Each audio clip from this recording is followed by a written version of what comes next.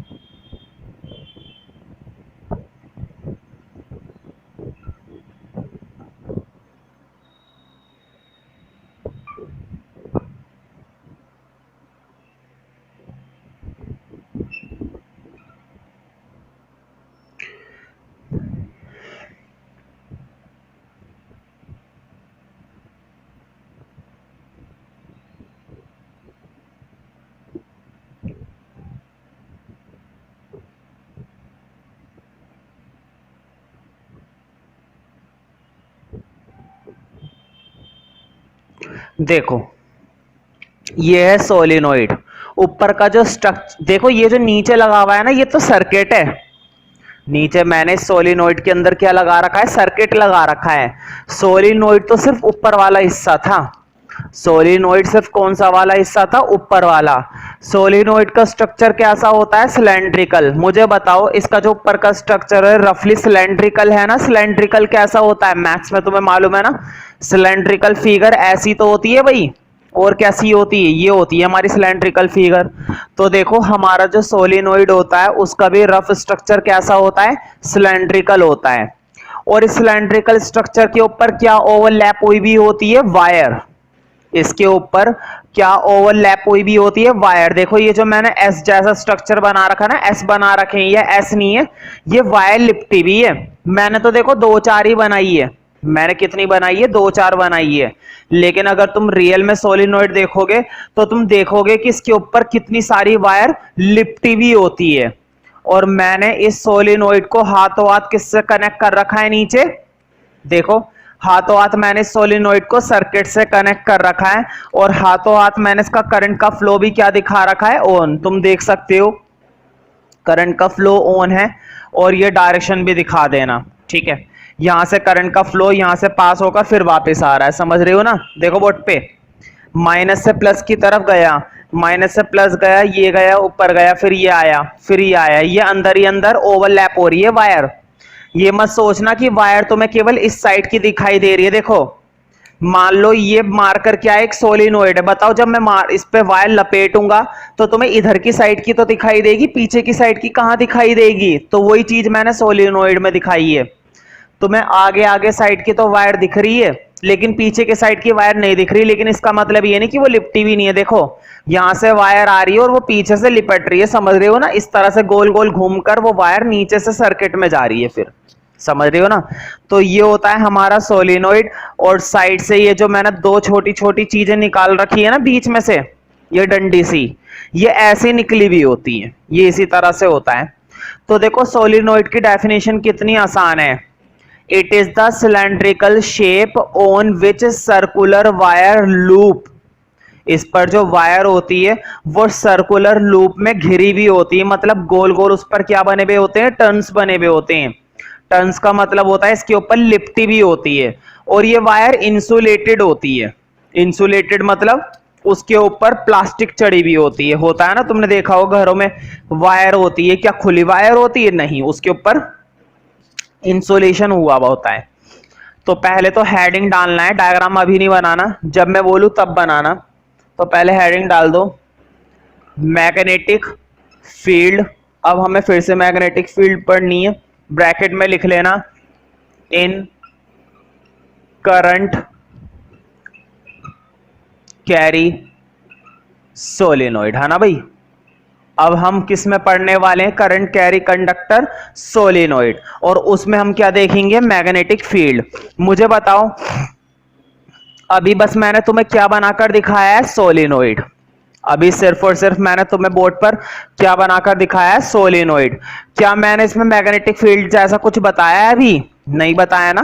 पहले तो सोलिनोइड समझ में आना चाहिए ना, मैग्नेटिक फील्ड के बारे में तो बाद में सोचेंगे। अभी मैंने तुम्हें सिर्फ और सिर्फ क्या दिखाया है, सोलिनोइड, और सोलिनोइड के अंदर क्या ऑन करके दिखा दिया, करंट। मैंने मैग्नेटिक फील्ड के बारे में कुछ भी नहीं बताया, कोई बात नहीं, अभी मैंने जानकर नहीं बताया, पहले सोलिनोइड तो जान लो। अब तुम्हें सोलिनोइड के बारे में बहुत सारी बातें पता चल गई। सोलिनोइड कहने का मतलब ऐसा डिवाइस जो सिलेंड्रिकल शेप का होता है, जिसके ऊपर वायर लिपटी भी होती है और ये वायर इंसुलेटेड होती है, मतलब खुली वायर नहीं होती कॉपर की, अगर हाथ लगाओगे तो गड़बड़ हो जाएगी। फिर सोलिनोइड पर जो वायर होती है वो इंसुलेटेड होती है। इंसुलेटेड मतलब उसके ऊपर कुछ कवर चढ़ा हुआ होता है वायर के ऊपर, ठीक है। तो पहले तो नंबर 1 के अंदर है ना, सोलिनोइड की तुम्हें एक छोटी सी डेफिनेशन ही लिखनी है, तो लिख दो फिर। अच्छा फटाफट से, टाइम क्यों वेस्ट करते हो खामे का, लिखो लिखो। It is a coil, it is a coil, board पे लिखा हुआ है कोइल, वो देखा है ना मोटीन कोइल, गोल गोल घूमा हुआ होता है, उसे कहते हैं कोइल। तो इसके ऊपर भी क्या घूमी हुई होती है, वायर, है ना, गोल गोल घूमी हुई होती है, खूब लिपटी हुई होती है। It is a coil of many circular turns, board पे लिखा हुआ है टर्न्स।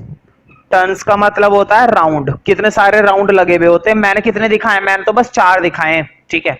अगर मैं ज्यादा इस पर ओवरलैप कर देता ना वायर, तो तुम्हें सिलेंडर दिखता भी नहीं फिर, इसलिए मैंने कम करा है, तुम भी 4 ही करना बस। It is a coil of many circular turns, it is a coil of many circular turns, many circular turns of insulated copper wire. Insulated का मतलब मैंने पहले ही बता दिया था, ऐसी वायर जिसके ऊपर कुछ प्लास्टिक चढ़ी हुई है ना, ताकि करंट ना लगे, ताकि करंट ना लगे। Of insulated copper wire wrapped closely, wrapped मतलब इसके ऊपर पूरी तरह से ढकी भी होती है, इस सिलेंडर के ऊपर पूरी तरह से ढकी भी होती है। Insulated copper wire wrapped closely, wrapped, board पे लिखा हुआ है रैप्ड, रैप्ड मतलब कवर हुई भी होती है ना, चढ़ी भी होती है। Wrapped closely, wrapped closely in the shape of a cylinder, in the shape of a cylinder, in the shape of a cylinder, in the shape of a cylinder, है ना, सिलेंडर की शेप में, in the shape of a cylinder। ठीक है, अब ये note कर लो, video pause करके डायग्राम उसके नीचे बना लो।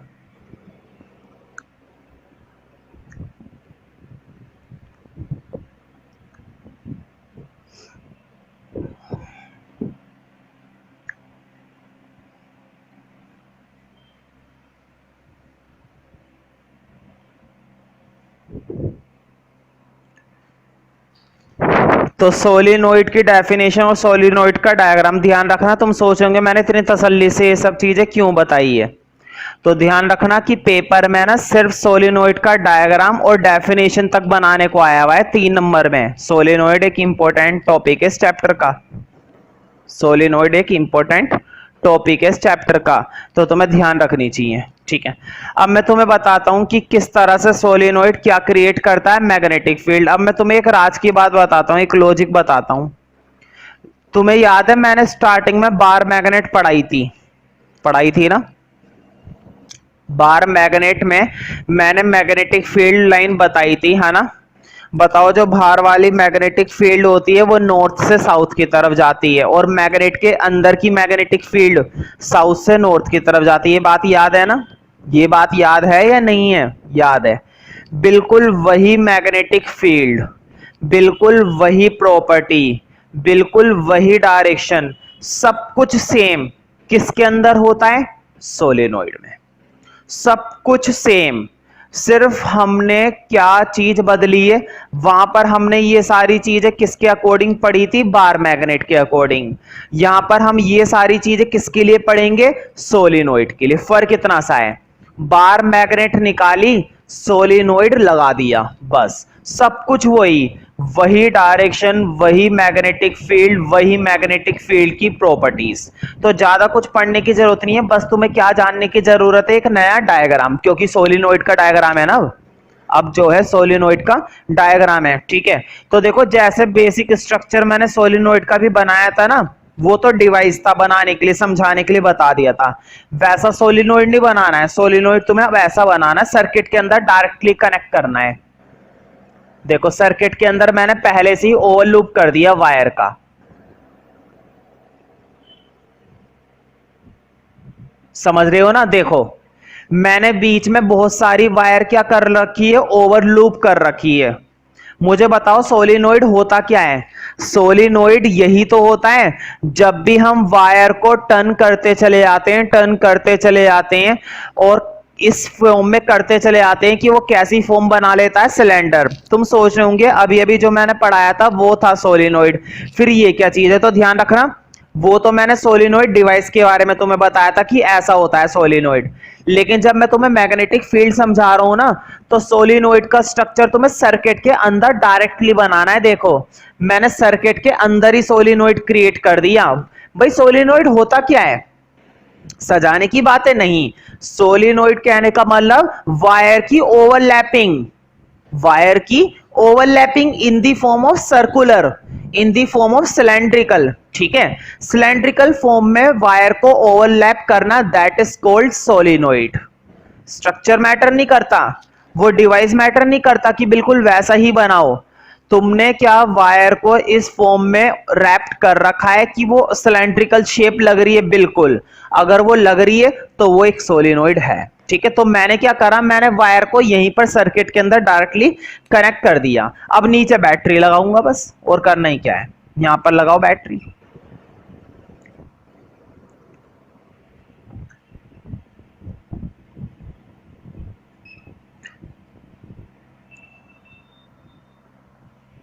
माइनस प्लस, स्विच की लगा दो भाई, कंजूसी नहीं।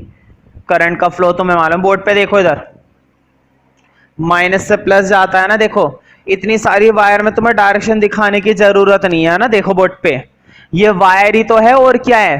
अगर तुम्हें डायरेक्शन दिखानी तो बस यहां तक दिखा दो, फिर फाइनली यहां से दिखा दो, ठीक है। बीच की वायर में तुम्हें डायरेक्शन दिखाने की जरूरत नहीं है, करंट का फ्लो तो बन ही रहा है, तुम्हें दिखाने की जरूरत नहीं है। अब क्वेश्चन ये, चलो भाई ये तो समझ में आ गया कि ये सोलिनोइड है, ये भी समझ में आ गया कि इसके अंदर करंट क्या कर दिया मैंने, ऑन कर दिया। अब मैग्नेटिक फील्ड के बारे में बताइए भाई। बिल्कुल मैं ही बताऊंगा, मैं ही बताऊंगा, और कौन बताएगा तुम्हें, और कुछ आता जाता तो है नहीं, मैं ही बताऊंगा। तो देखो मैग्नेटिक फील्ड के लिए ना तुम्हें याद होगा, जैसे मैंने बार मैग्नेट में बताया था साउथ पोल और नॉर्थ पोल, मैंने पहले ही बता दिया है। सोलिनोइड में हर एक छोटी से छोटी चीज और हर एक बड़ी से बड़ी चीज किससे संबंधित है, बार मैग्नेट से। जो प्रॉपर्टी, जो मैग्नेटिक फील्ड लाइन, जो रूल वहां पर होता है वही सब कुछ यहां पर होता है। तो यहां पर भी पहले इंडिकेशन कर दो, साउथ एक और थोड़ा सा नॉर्थ। इतनी दूर भी मत लिखना, मैंने तो जानकर इतनी दूर लिखा है नॉर्थ और साउथ पोल, ताकि मैं बीच में मैग्नेटिक फील्ड लाइन बनाऊं तो तुम्हें अच्छे से समझ में आ जाए। तुम अपनी सुविधा के हिसाब से देखो, यहां पर भी लिख सकते हो, यहां पर साउथ, यहां पर नॉर्थ, है ना, चिपका कर, ज्यादा चिपकाना भी मत मत, है ना। अब मैग्नेटिक फील्ड बनाते हैं, मुझे बताओ बार मैग्नेट की बाहर की मैग्नेटिक फील्ड नॉर्थ से साउथ होती है ना। देखो बोर्ड पे इधर देखो, नॉर्थ से साउथ की तरफ एक मैग्नेटिक फील्ड, फिर से देखो नॉर्थ से साउथ की तरफ कितनी मैग्नेटिक फील्ड बना दी, दो। बताओ बोर्ड पे देखो, नॉर्थ से साउथ की तरफ है ना, ये देखो एरो बना दिया। तुम्हें याद होगा दो मैग्नेटिक फील्ड लाइन मैंने बार मैग्नेट में नीचे की साइड भी बनाई थी, बिल्कुल यहां पर भी बनाऊंगा। फिर से देखो, नॉर्थ से साउथ, नॉर्थ से साउथ, फिर से एक और बना लो, नॉर्थ से साउथ। बताओ दो और दो, चार मैग्नेटिक फील्ड लाइन बनाइए, और चारों की चारों मैग्नेटिक फील्ड लाइन मैंने बाहर की तरफ बनाई है या अंदर की तरफ, भाई चारों मैग्नेटिक फील्ड लाइन बाहर की तरफ है ना।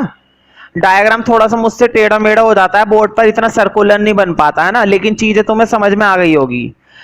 देखो दिखने में थोड़ा सा अच्छा भी, ऐसी बात नहीं है कि सही होना चाहिए, सही तो खैर होना ही चाहिए, लेकिन थोड़ा सा लुक वाइज भी अच्छा लगना चाहिए, बेतुका ना लगे बस हमारा डायग्राम, बेतुका ना लगे। देखो बाहर की मैग्नेटिक फील्ड, अब तुम्हें याद होगा बार मैग्नेट में जब अंदर वाली मैग्नेटिक फील्ड बनाते थे तो वो कहां से जाती थी, साउथ से नॉर्थ, है ना। देखो ये रहा, तुम्हें ना पता है क्या, समझो बोर्ड पे देखो, ये जो चीज है ना, देखो ये जो सोलिनोइड है इसको ना बार मैग्नेट समझो, बस फिर सब समझ में आ जाएगा। देखो अब मैं अंदर की मैग्नेटिक फील्ड लाइन बना रहा हूं, बताओ ऐसी तो बनाता था, है ना। तीन बना दो बस, क्योंकि जगह थोड़ी सी कम है, तीन बना दो। देखो बोर्ड पे साउथ साउथ साउथ कहां की तरफ चली गई, नॉर्थ नॉर्थ नॉर्थ, समझ रहे हो ना। बताओ बिल्कुल इसी तरह का स्ट्रक्चर मैंने कहां पर बनवाया था, बार मैग्नेट में। फर्क इतना है, तुम्हें याद होगा बार मैग्नेट के अंदर मैंने अंदर वाली मैग्नेटिक फील्ड को दिखाया नहीं था। बताओ बार मैग्नेट के अंदर जो मैं अंदर बनाता था लाइन, क्या उस लाइन को दिखाया था, नहीं ना, मैग्नेट के अंदर तो नहीं दिखाया था। लेकिन यहां पर तुम दिखा सकते हो, क्योंकि वायर के आर पार तो तुम्हें दिखाई दे सकता है ना। बीच में सिर्फ क्या है, वायर ही वायर तो है। तो इसको पूरी तरह से ड्रॉ कर लो, और मुझे बताओ क्या वाक्य में कुछ फर्क था, नहीं था। जो बात है, जो हर चीज मैंने किस में बोली थी, बार मैग्नेट में, बिल्कुल वही बात है, और वही चीज मैंने कहां पर बोली है, सोलिनोइड में। फर्क इतना है, वहां पर हमने पढ़ा था बार मैग्नेट के लिए, यहां पर हमने पढ़ा है सोलिनोइड के लिए, ठीक है। फिर भी कुछ बातें तो लिखनी है, तो पहले तो नीचे लिख देना, डायग्राम बनाने के बाद है ना, डायग्राम का नाम जरूर लिखना। लिखो डायग्राम के नीचे, magnetic field lines around a solenoid, magnetic field lines around a solenoid,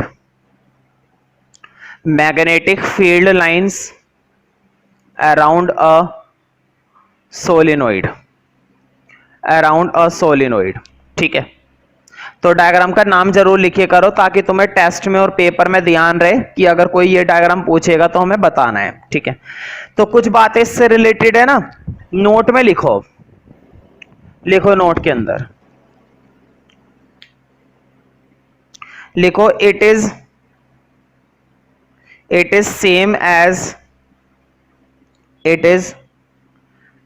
same as magnetic field lines, it is same as magnetic field lines around a bar magnet, around a bar magnet. It is same as magnetic field lines, it is same as magnetic field lines around a bar magnet, है ना, बिल्कुल वैसी तो है यहां पर भी magnetic field line जैसे किसके अंदर थी, बार मैग्नेट में, same as bar magnet. Second point लिखो नोट के अंदर, सेकंड पॉइंट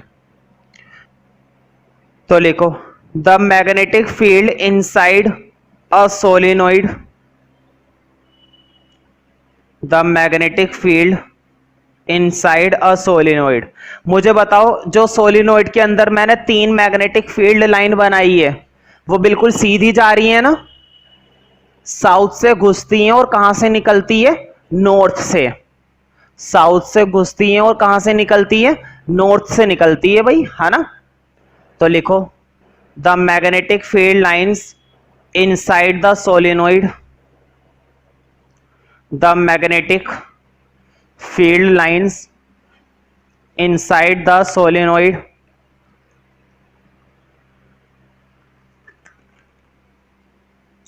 is uniform। ये लिखो आर यूनिफॉर्म, है ना, एक से ज्यादा लाइंस है, आर यूनिफॉर्म, आर यूनिफॉर्म मतलब वो एक ही पर्टिकुलर डायरेक्शन में जा रही हैं और सिमिलर हैं बिल्कुल, are uniform.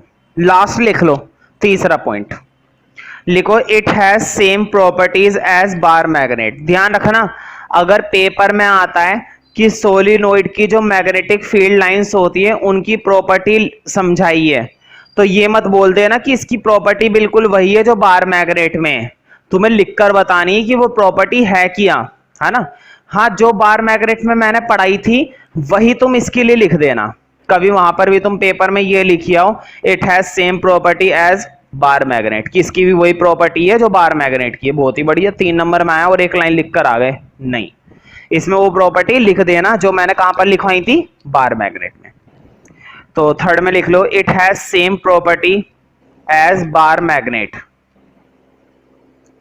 It has same properties as bar magnet, same properties as bar magnet.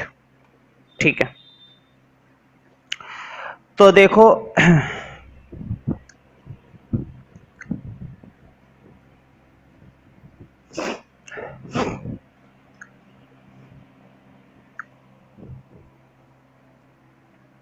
तुम्हें याद होगा ओरस्टेड की डिस्कवरी आई थी, है ना, ओरस्टेड की डिस्कवरी आई थी, उसने हमें बताया कि किसी भी चीज में जब करंट होता है तो उसके अंदर मैग्नेटिक इफेक्ट होता है, ये तो बताया था उसने, उसी ने तो फाइंड आउट करा था रिलेशन के बारे में।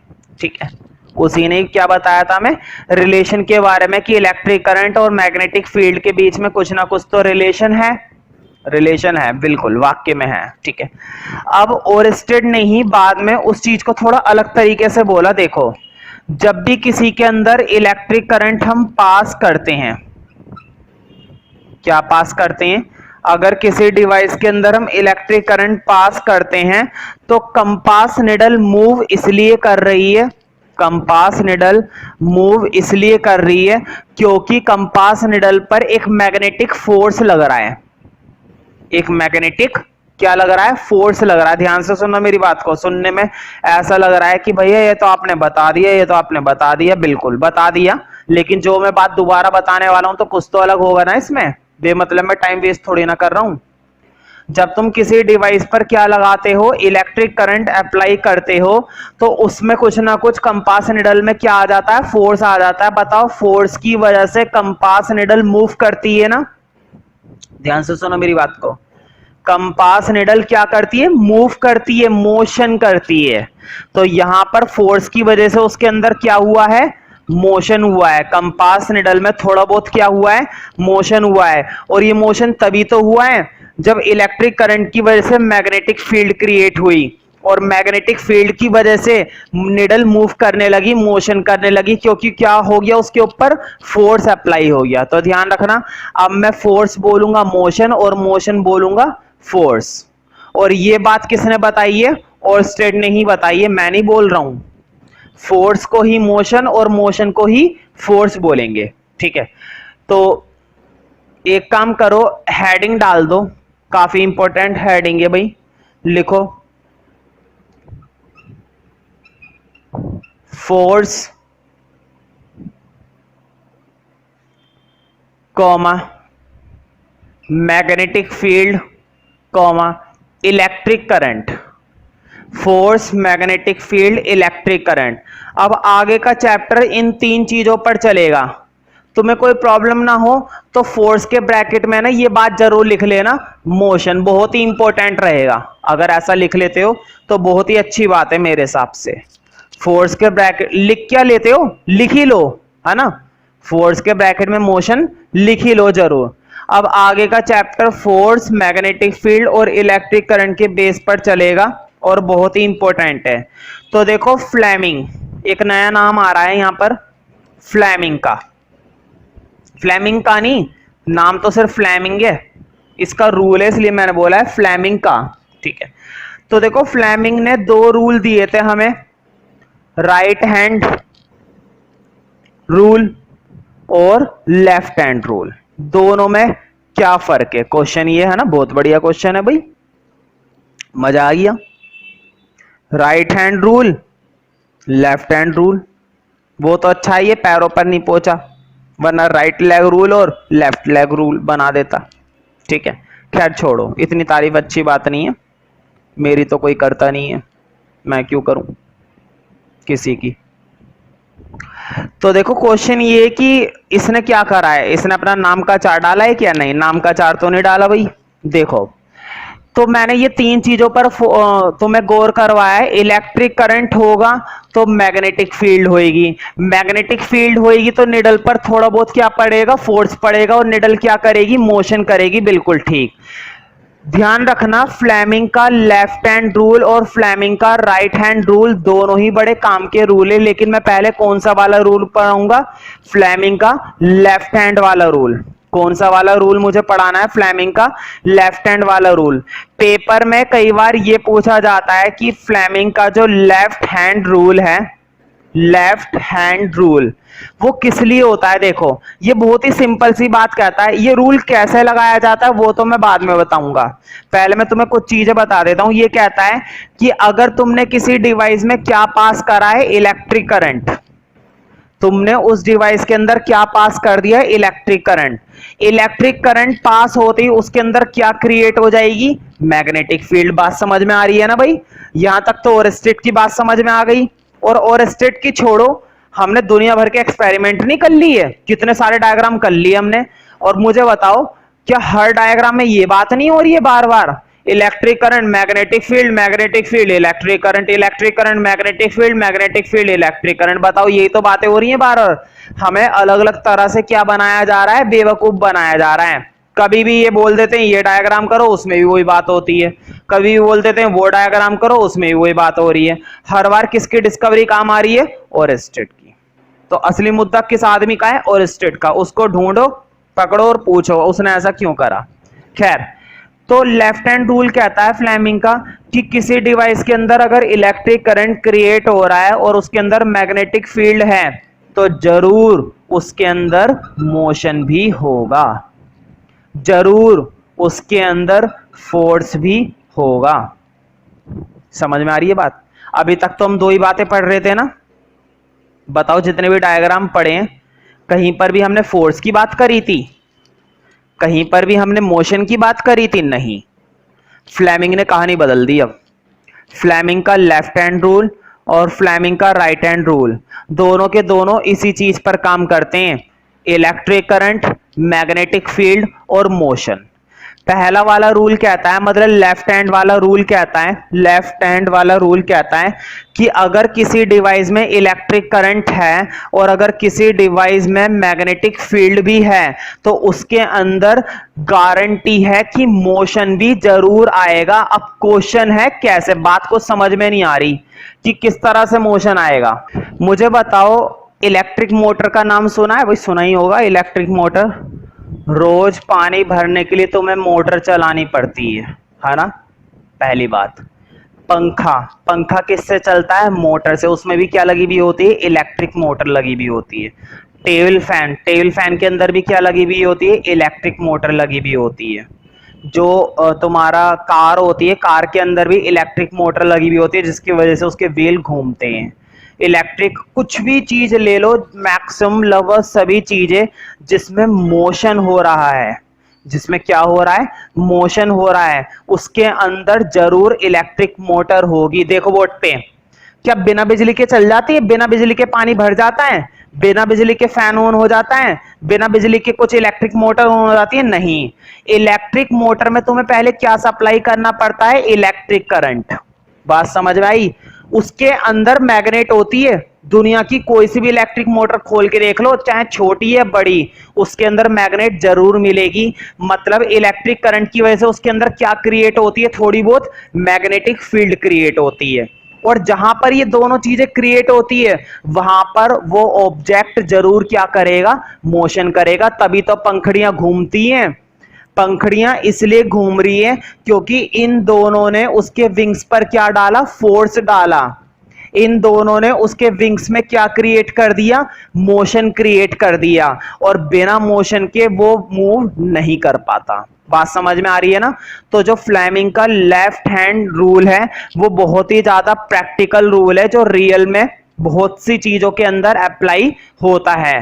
तो हर वो चीज जिसके अंदर इलेक्ट्रिक करंट है, मैग्नेटिक फील्ड है, वहां पर जरूर मोशन भी होगा। तो देखो, इलेक्ट्रिक मोटर में इसका इस्तेमाल होता है, इलेक्ट्रिक जनरेटर में इसका इस्तेमाल होता है, माइक्रोफोन्स में भी इस्तेमाल होता है। ठीक है, अब तुम सोच रहे होंगे माइक्रोफोन में तो मोशन नहीं होता। बिल्कुल माइक्रोफोन में मोशन नहीं होता, लेकिन जरा उस पर कई बार है ना, माइक्रोफोन पर टच करके देखो, तुम्हें मोशन, वाइब्रेशन महसूस होएगा। तुम्हें वाइब्रेशन, मोशन कहने का मतलब यहां पर ये नहीं कि ऑब्जेक्ट हिलेगा ही हिलेगा, उसके अंदर कुछ वाइब्रेशन क्रिएट होनी चाहिए, साउंड सी क्रिएट होनी चाहिए। ठीक है, तो दैट इज वाई उसको मैं यहां पर कह रहा हूं मोशन। अब देखते हैं ये फ्लेमिंग का लेफ्ट हैंड रूल काम कैसे करता है। तो पेपर में कई बार आया है कि फ्लेमिंग का लेफ्ट हैंड रूल किस चीज के लिए होता है। तो फ्लेमिंग का लेफ्ट हैंड रूल हमें बताता है मोशन की डायरेक्शन के बारे में, फोर्स की डायरेक्शन के बारे में। ठीक है, लेफ्ट हैंड रूल में और राइट हैंड रूल में यही फर्क है। फ्लेमिंग का लेफ्ट हैंड रूल किसकी डायरेक्शन के बारे में बताता है? फोर्स की डायरेक्शन के बारे में। और फ्लेमिंग का जो राइट हैंड रूल है वो किसी और चीज के लिए बताता है, तो वो मैं बताऊंगा। लेकिन उससे पहले अब तुम्हें हेडिंग डालना है। ठीक है, ये तो तुमने डाल ही दिया था हेडिंग। अब अगला हेडिंग डालो, सब हेडिंग बना के लिखो Fleming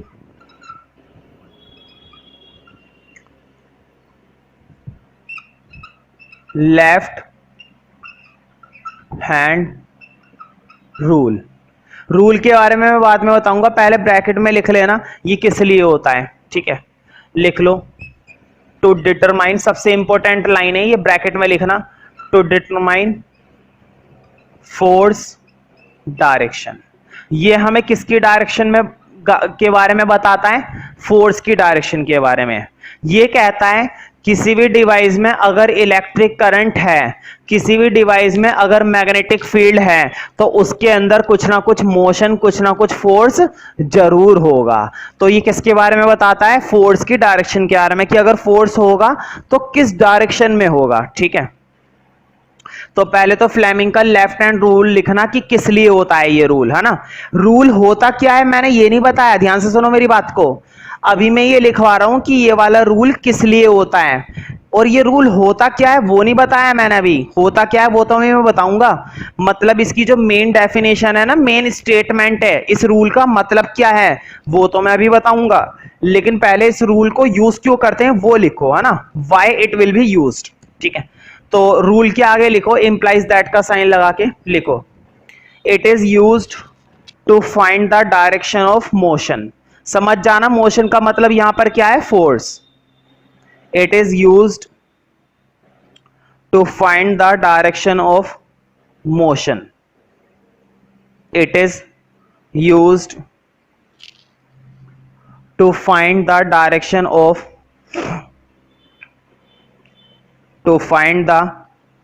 direction of motion in current carrying conductor, है ना, करंट कैरी हुआ है कंडक्टर में, और क्या क्रिएट हुई भी होगी, magnetic field. It is used to find the direction of motion in a current carry conductor with magnetic field, है ना, बिना मैग्नेटिक फील्ड के काम नहीं चलने वाला। With magnetic field, with magnetic field, with magnetic field. ठीक है, तो देखो तीन चीजों पर काम करता है ये। बोर्ड पे देखो, रफ आइडिया बनवा रहा हूं, तुम्हें भी बनाना है। ठीक है, मैग्नेटिक फील्ड, करंट, और क्या बोलता है, फोर्स, है ना। इस लाइन को लिखने के बाद ये रफ आइडिया ड्रॉ कर लो। बहुत ही रफ आइडिया, समझ में तो कुछ नहीं आ रहा होगा ये जो मैंने ड्रॉ करवाया है ना, फिलहाल ड्रॉ कर लो। अभी जब मैं समझाऊंगा ना लेफ्ट हैंड रूल, मुझे मालूम है अभी तक मैंने लेफ्ट हैंड रूल समझाया नहीं है कि कैसे काम करता है ये। तुम्हें रूल के बारे में सारी नॉलेज हो गई, ये रूल क्या है, किस चीज के लिए होता है, लेकिन कैसे काम करता है ये नहीं बताया ना मैंने अभी तक। कोई बात नहीं, अब पहले वो एग्जांपल लिख लो जहां जहां पर ये रूल अप्लाई होता है। ठीक है, ये एग्जांपल लिखो नोट के अंदर। भाई एक एग्जांपल तो मैंने बता ही दिया था, इलेक्ट्रिक मोटर। कई बार पेपर में आया कि इलेक्ट्रिक मोटर किस प्रिंसिपल पर काम करता है, लेफ्ट हैंड रूल। कौन सा रूल अप्लाई होता है उसमें, लेफ्ट हैंड रूल। तो लिखो डिवाइसेस दैट यूज, नहीं ये लिखो devices which are based on Fleming left hand rule. Based on या वर्क ऑन, है ना, जो किसके बेस पर वर्क करते हैं, फ्लेमिंग के लेफ्ट हैंड रूल के बेस पर। Devices which are based on Fleming left hand rule, Fleming left hand rule includes electric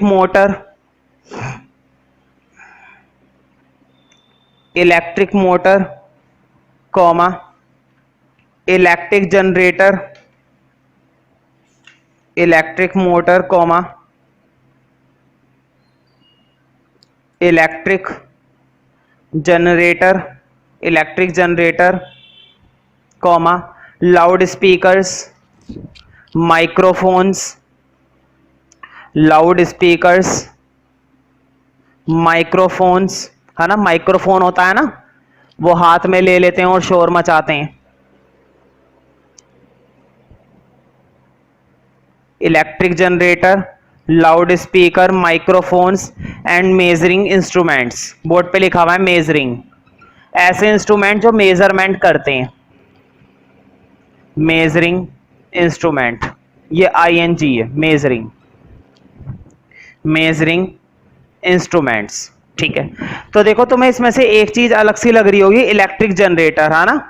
ध्यान रखना, इलेक्ट्रिक जनरेटर के अंदर भी यही रूल अप्लाई होता है, बस थोड़ा सा फर्क है। तुम्हें याद होगा इलेक्ट्रिक जनरेटर के अंदर तो इलेक्ट्रिक करंट सप्लाई नहीं करते हैं हम। बताओ इलेक्ट्रिक जनरेटर का काम क्या होता है। खैर अभी जब टॉपिक आएगा ना इलेक्ट्रिक जनरेटर, चैप्टर के लास्ट टॉपिक है, लास्ट में आएगा टॉपिक इलेक्ट्रिक जनरेटर, तब मैं तुम्हें इलेक्ट्रिक जनरेटर के बारे में बताऊंगा। अभी फिलहाल इसको ऐसे ही रहने दो, क्योंकि अभी मैं पूरी तरह से बताऊंगा भी नहीं, है ना, तो तभी बता दूंगा। एक काम करो, रहने दो इलेक्ट्रिक जनरेटर को, जब टॉपिक आएगा तभी मैं इसके बारे में कंप्लीट बता दूंगा। तो ये कुछ एग्जांपल है जिनमें कौन सा रूल अप्लाई होता है, फ्लेमिंग का लेफ्ट हैंड रूल। इससे क्या समझते हो फ्लेमिंग के लेफ्ट हैंड रूल से?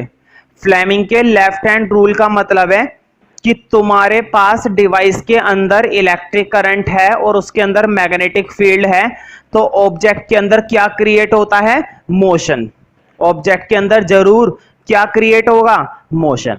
अब फ्लेमिंग के लेफ्ट हैंड रूल का मतलब क्या है? ठीक है, मतलब इसकी मेन स्टेटमेंट पेपर में आता है ना, फ्लेमिंग के लेफ्ट हैंड रूल को एक्सप्लेन करो, तो ये सब कुछ नहीं लिखना है जो अभी तक मैंने लिखवाया है, लिखना तो तुम्हें अब ये है जो मैं लिखवाऊंगा, डेफिनेशन। ठीक है, मेन डेफिनेशन तो अब आएगी, तो हेडिंग डाल दो, सब हेडिंग डेफिनेशन, समझ जाना किसकी है ना भाई, फ्लेमिंग की बात हो रही है, फ्लेमिंग के लेफ्ट हैंड रूल की बात हो रही है।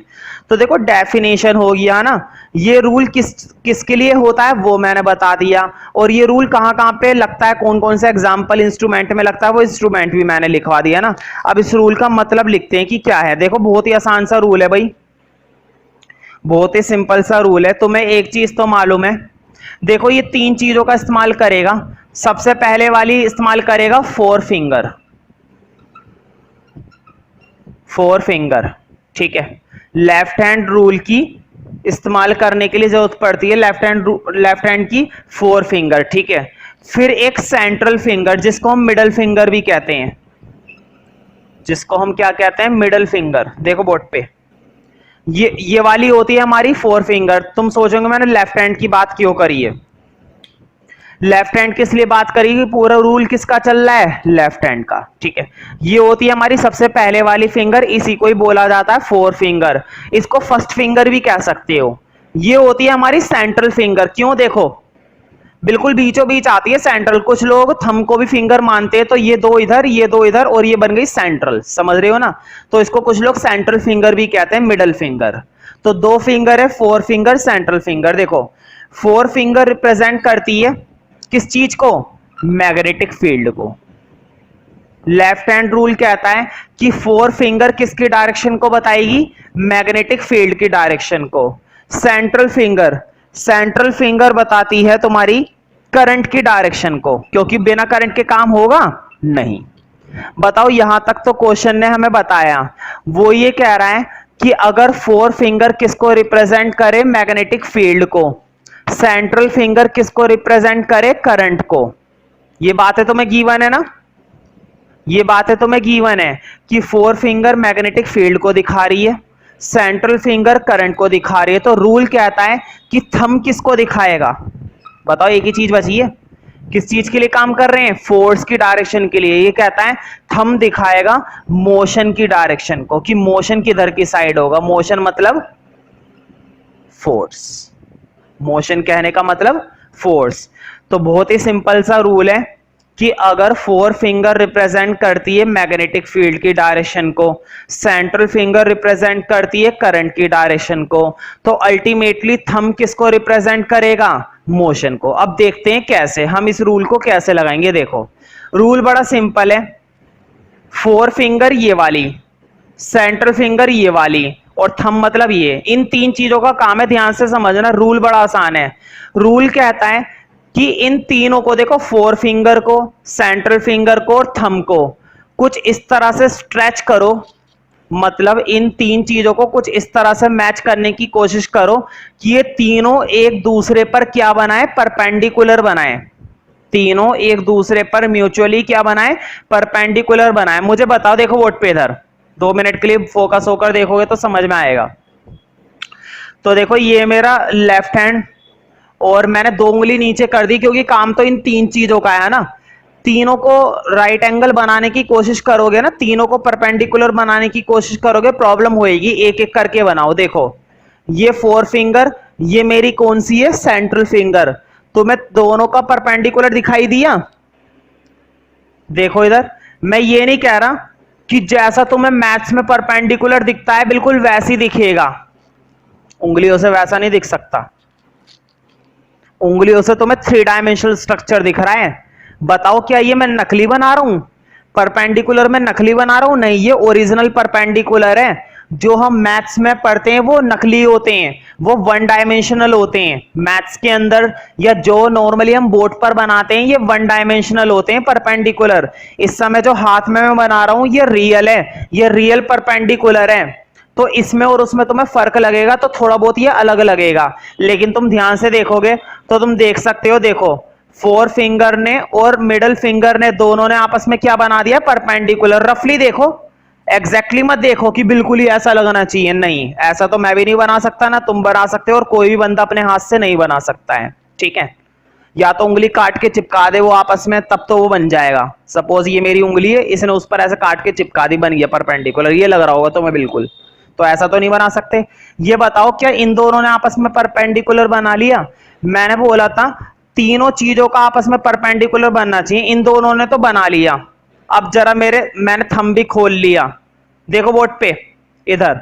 तुम अभी तक उन चीजों को देख रहे थे, देखो तुमने उन दो चीजों को देखा है ना, ये परपेंडिकुलर बना रहे, अब ये दिख रहा है ना। अब जरा इस वाली फिंगर को और थंब को इंडिकेट करते हुए देखो, क्या तुम्हें ये परपेंडिकुलर लग रहा है? देखो ये फोर फिंगर और ये थंब, देखो मेरा थंब सीधा नहीं हो पाता है, मैंने कर लिया जैसे तैसे।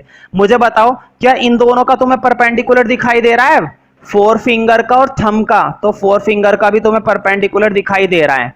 देखो फोर फिंगर का सेंट्रल के साथ देखा, फोर फिंगर का थंब के साथ देखा, अब थंब का उसके साथ देखना है।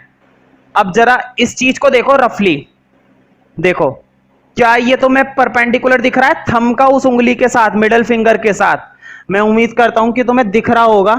ये देखो रफली कह रहा हूं मैं, एग्जैक्टली नहीं कह रहा। इस थंब का आइडिया उस मिडल फिंगर के साथ रफली मिलाने की कोशिश करो। देखो गैप मैं मानता हूं अच्छा कहां सा है, थंब के साथ जो गैप है उसके साथ अच्छा कहां सा गैप है, लेकिन रफली चेक करो क्या रफली तुम्हें परपेंडिकुलर दिख रहा है? तो रफली हमारा परपेंडिकुलर बन रहा है। तो यही कहता है लेफ्ट हैंड थंब रूल, कि अगर फोर फिंगर मैग्नेटिक फील्ड को रिप्रेजेंट करती है और सेंट्रल फिंगर रिप्रेजेंट करती है करंट को, तो थंब किसको रिप्रेजेंट करेगा? मोशन को। थंब किसको रिप्रेजेंट करेगा? फोर्स को, ठीक है।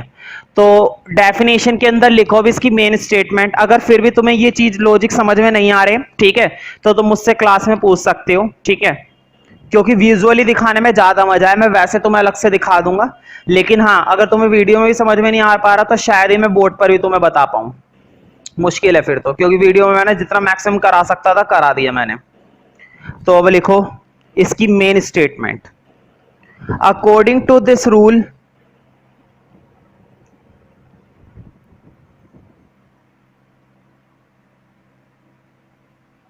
According to this rule stretch, stretch का मतलब होता है खींचो, मतलब अपनी उंगली वगैरह को कुछ इस तरह से स्ट्रेच करो, है ना। According to this rule stretch thumb comma four finger and middle finger. According to this rule stretch thumb comma four finger and middle finger of your left hand, of your left hand,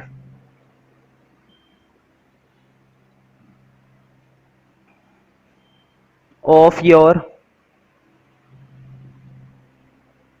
left hand,